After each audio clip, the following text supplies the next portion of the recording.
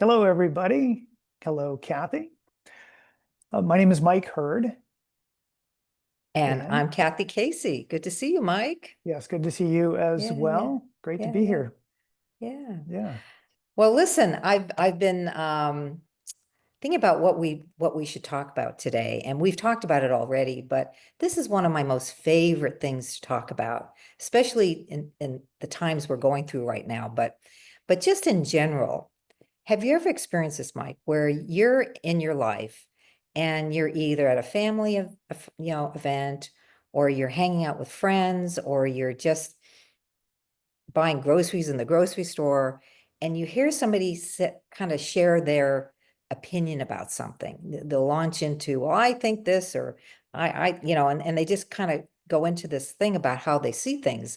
And you're sitting there thinking, oh, you're just totally not agreeing with them. In fact, you sometimes you just want to walk away from them. It is just, there's just no way that you could hang in there and just listen to their opinion, because it's just so not how you see things. Have you ever had that experience? I have had that experience, Cathy. Absolutely. What what do you think is behind that? And what do you do? Yeah, well, it's interesting because there's a time in my life where, in my mind, it was on me to convince another person that the way I see it was the truth. So, and I got involved in a lot of advocate movements, women's rights, um, social rights, all these rights. So I was constantly in that wanting to convince others mode. And maybe over the years, I might have convinced a few people, but in general, most people do not want to let go of their beliefs. Hmm. And so I started to wonder, well, what is our worst fear if we just listen to another person and just listen to them? Okay. Just take in what they're saying. What do you think our worst fear is, Michael? Can you think of what your worst fear would be about that? Oh, I don't know. Maybe that they would convince me that they're right. Yeah, so if you opened yourself up to listening to another person, then you would get brainwashed, or they would Hmm. make you see it a different way. I mean, I know that sounds extreme, but when you really look at it, what is our worst fear about listening to anybody? If they don't agree with us, or we don't agree with them. Or Well, even more that we might be wrong, or yeah, we're not yeah. seeing it. Yeah. Yes. I may be wrong, Yeah. or so we want to protect our self-image, and we want to look like we're smart and not stupid.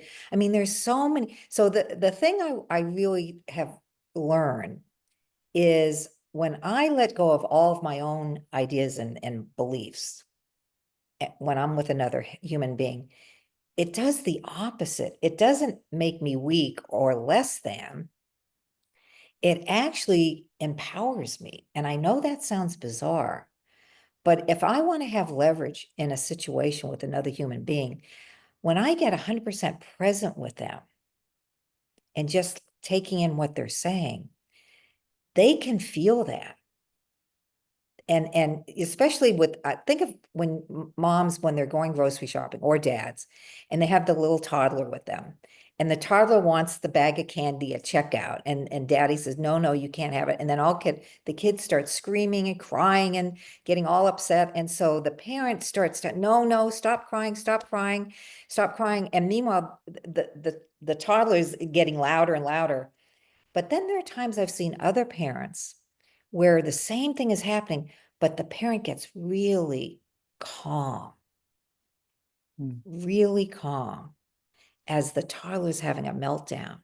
No, honey, you can't have the candy. And the kid, the crying, and the parent just stays calm. And pretty soon, the toddler just starts calming down. Now, we don't realize the power we have to impact another human being from literally opening our minds up and having a free and clear state of mind. That is, you will see way more and get a, and what do we all want from each other in general? We want to be heard. we want to be Acceptance. respected. We Yeah. want love, whatever you want to call that. And if I'm sitting there in my head disagreeing with what you're saying while you're sharing, well, there's no good feeling there.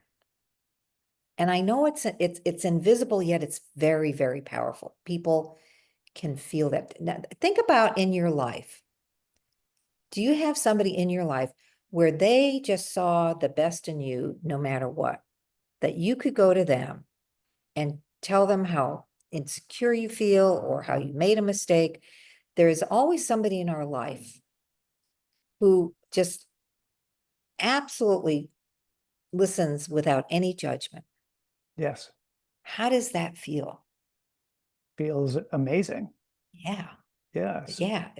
And especially if you're troubled. See, if you're troubled and somebody comes in and they're in front of you and you're sharing something painful or you don't know what to do, and you're with somebody who has that presence, you will feel the difference. You will feel that, and you'll be able to somehow come out of your own trouble thinking, get more reflective. Think about people, EMTs, or people who deal with emergencies. Mhm. They have a deep knowing of this. Like when they're dealing with somebody, they go into what they call triage mode. And all that is their mind's just instantly clear. They see what's right in front of them and they do what's absolutely necessary in any given moment. They respond.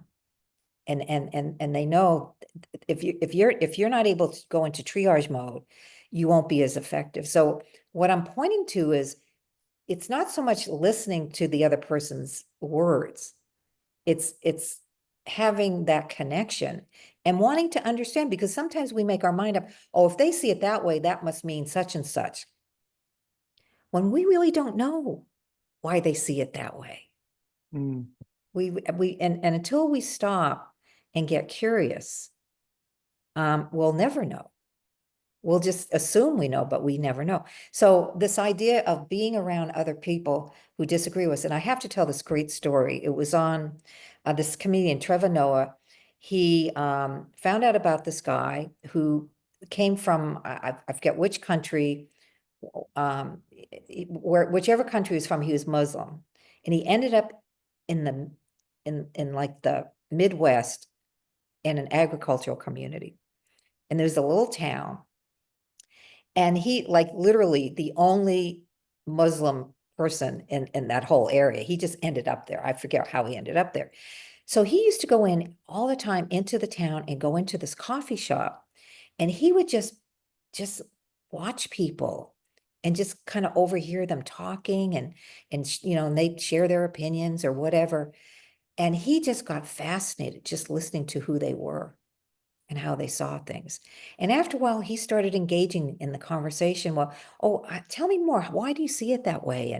And he did that with just an ongoing thing, without any purpose. And at some point, they felt so good about this guy. He decided to run for mayor, and they voted him in. Mm. They voted him in. Now, it's because they felt him wanting to understand how they saw things in their culture. Now, it didn't make him change to their culture by any means. He was still a Muslim, still practiced what he did within his religion. But because he came outside of himself and he came outside of his beliefs, he was able to understand these folks and understand what was important for them. And that's why he became mayor. So this is a powerful thing to understand. Now, I'm not saying you're going to be that way all the time. I mean, I do this for a living, and there are times I don't want to hear it. No, I don't agree, and I don't want to hear it. But more often than not, I do get curious. Like, really, you see it that way? Well, now help me understand. Now, why do you see it that way? Mm. But that doesn't mean I'm going to lose how I see my beliefs.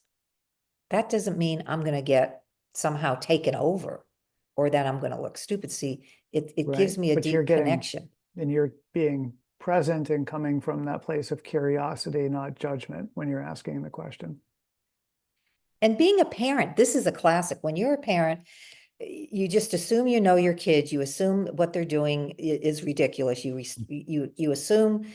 I mean, I used to do that with my son, and it didn't even dawn on me to get curious with him about, well, why didn't you take down the information when you crashed your car with another car and you didn't take their information to give to the insurance? When he first told me I wanted to kill him, what do you mean you didn't take the information? You know, he's in college. That's what I wanted to scream at him for, but I thought, no, no, no, let me wait. And later I said, no, Aaron, why didn't you? He said, well, Mom, it was dark and the cars looked okay. Well, see, he had a reason.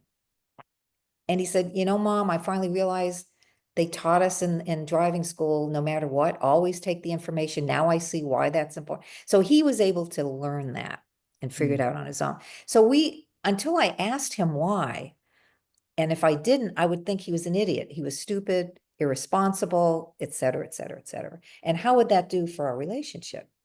Yeah. So try it out. Next time somebody's launching into their opinion, try just clearing your mind and just really try to understand why they see it that way. Just give it a shot. Or just in your family, instead of rolling your eyes like, oh, I know what they're going to say, because we do that one too. Like with my son, he'll launch into his, where he works, he goes on and on about the environment, the boss, whatever. And I used to go into, I know what he's going to say. Here he goes again. Here we go. But actually, he just needs somebody to be with him. Yeah. To help kind of clear his mind, Right. And he can tell the difference. He can tell the difference. So I don't know. Give it a shot, Michael. See what happens. Yeah. And all of you listening, Yeah, yeah. give it a shot as well. And What do you happens. have to lose? Yeah. What if you, yeah, I mean, you don't even lose anything, but you gain. You gain. Yeah. Thanks, Michael. Great. Thank you, Cathy.